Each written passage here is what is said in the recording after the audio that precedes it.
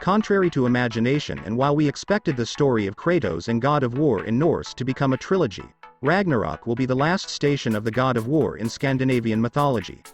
Of course, in an era when most games end in a trilogy and the number of low-quality sequels is not low, Santa Monica audacity to end another volume of God of War is commendable in 2 parts.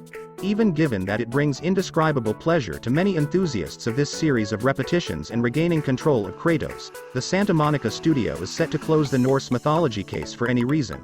However, it is clear that Ragnarok will not be the end of Kratos' career, and this raises the question of where God of War next destination will be. Without hesitation, Egyptian mythology is the most obvious answer to this question. There are other interesting mythology and gods with whom Kratos can share his stories.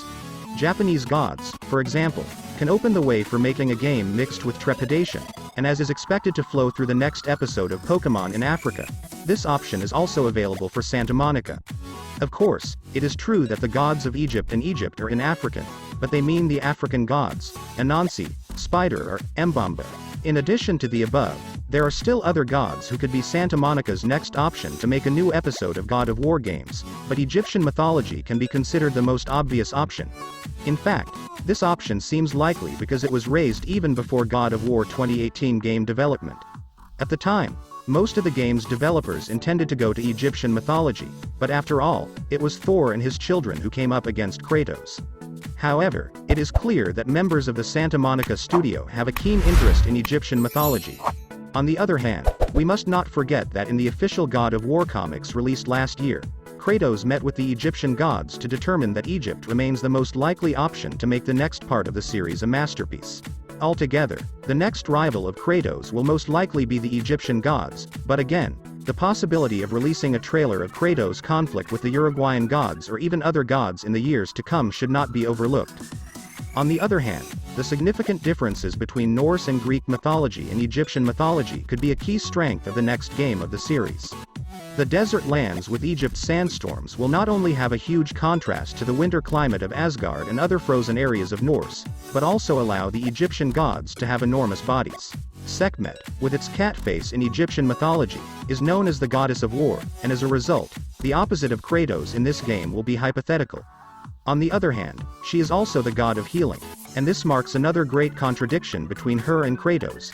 In addition, the opposite of Zeus or even Odin in the game is Ammon, which, unlike Greek and Norse mythology, dominates and cooperates more with other Egyptian gods.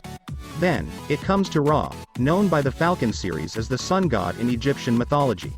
This god has created several other gods and on the other hand has merged with several gods. In fact, take over the sun and the world and can be merged with other gods.